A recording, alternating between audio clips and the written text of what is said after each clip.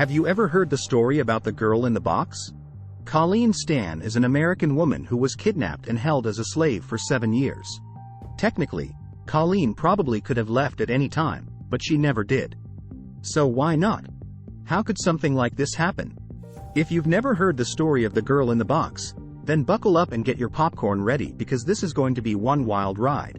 In May of 1977, Colleen Stan was hitchhiking from her home in Eugene, Oregon to Northern California, where she was heading to a birthday party. Colleen was an experienced hitchhiker and had allowed 2 rides to go past. She finally felt safe accepting a ride from a 23-year-old man named Cameron Hooker and his 19-year-old wife. After all, Hooker was traveling with his wife and their baby in the car, so they appeared to be harmless.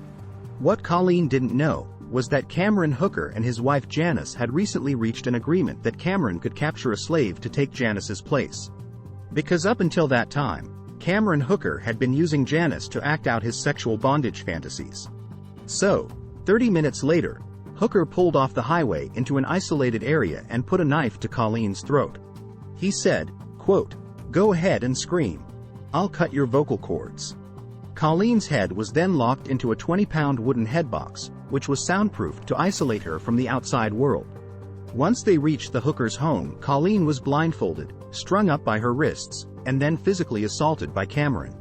Then, Cameron and Janice engaged in sexual acts while Colleen's body was still suspended in midair. Colleen stated that she was starved, whipped, and burned by Hooker. At times, he would keep her inside a locked box, which resembled a coffin. In 1978, Colleen was even laying inside of the box, while Janice gave birth to her second child, in the bed directly above her. Other times, Cameron Hooker would place the 20-pound wooden box back onto Colleen's head, often for days at a time. As time went on, the torture turned into sexual abuse. Eventually, Colleen was given a slave contract, which she was forced to sign. The contract bound her to a life of complete slavery. It stated that Colleen would now be referred to as K. In addition, she was forced to refer to Cameron as Master. The slave contract did have a small silver lining, in that it allowed Colleen a higher level of freedom, especially outside the box. As long as Colleen followed the rules, she would continue to receive more freedoms. Eventually, she was allowed to go jogging, work in the yard, and care for the family's children, who had no idea that Colleen was being held captive. So, you might be thinking, if Colleen had access to a phone and the ability to roam free, then why didn't she just leave? Well, Cameron brainwashed Colleen into believing that he was a member of a powerful organization named the Company. He told manipulative tales about the special organization and how much power they held. Cameron told Colleen that if she ever ran away, that the Company would hunt her down and hurt her and her family. In fact, Colleen was so brainwashed that in 1981 Hooker allowed her to visit her family. Despite this, she did not reveal her situation to them. Her family found her behavior odd, but they feared that she had joined a cult. Therefore, they didn't want to ask too many questions, in fear that she might never return. The next day, Colleen returned to her family for a second visit. This time with Cameron Hooker pretending to be her boyfriend. The couple even posed for a photo smiling together. But when they got back home, things took a turn for the worse. Hooker feared he had given Colleen too much freedom. Therefore, he decided to keep her locked in the wooden box under his waterbed for 23 hours a day, for the next 3 years. She was not allowed to make any noise, and during the summer, temperatures in the box would swell to over 100 degrees Fahrenheit. Colleen's bodily functions were completed by using a bedpan, which she would put into position with her feet. At night, Hooker would take Colleen out of the box to feed and torture her. She often received only 1 meal per day, which would be either a sandwich or potatoes. Then, a few years later, in 1983, Colleen was removed from the box and she was reintroduced to the Hooker's children and neighbors. Hooker also allowed her to get a job as a maid at a motel. The ulterior motive was that Cameron Hooker had decided that he wanted Colleen to become his second wife. He also made the decision that he wanted to bring in more female slaves. When Cameron informed his current wife, Janice, of his plans, she was not pleased, and this would end up being the ultimate turning point in the story.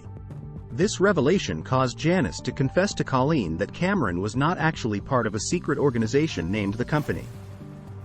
Colleen immediately felt safe enough to call Cameron and inform him that she was leaving, and Cameron reportedly burst into tears. Colleen then caught a bus home and was reunited with her family. But as further proof of just how brainwashed Colleen had become, she did not discuss anything that had happened with her family or with the police. Instead, 3 months later, Janice reported her husband to the police. She informed them of what had happened to Colleen. Janice also told the police that Cameron Hooker had kidnapped, tortured, and murdered another woman, named Marie Elizabeth Spanhank. However, due to lack of evidence, no charges were brought against Cameron Hooker in that case. Cameron did however go to trial for the kidnapping, assault, and torture of Colleen Stan. At the trial, Janice testified against Cameron, in exchange for full immunity. Janice confessed that ever since she met Cameron, she had also been tortured, brainwashed, and abused. Janice also stated that the reason she allowed the abuse of Colleen to take place was because it allowed her freedom from her own abuse. In the end, Cameron Hooker was sentenced to 104 years in prison. After the trial, Colleen Stan did her best to move on with a normal life, and she has worked with organizations that help abused women. Janice reverted to her maiden name and became a social worker and has also worked as a mental health professional. In 2015, Hooker came up for parole, but was denied, and he isn't eligible for parole again until the year 2030. The Girl in the Box has made headline news everywhere. There's been several movies, TV shows, books, and songs made about the case. After all, The Girl in the Box is quite the headline. And when you see the pictures of the boxes, it's only more compelling. So, what do you think about The Girl in the Box? Do you understand how Colleen could have been brainwashed into not leaving? Or did you already think of all the possible ways that you would have escaped? Also, what do you think about Cameron Hooker's wife Janice? Was she truly a victim as well? Should she have been given full immunity?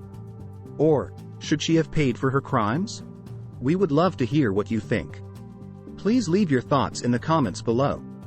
As always, thanks for watching. If you enjoyed the video, we would appreciate a quick click on that subscribe button. That way, you can stay up to date when we release our next video about one of the most interesting things in the world. In the meantime, stay safe out there, and keep exploring.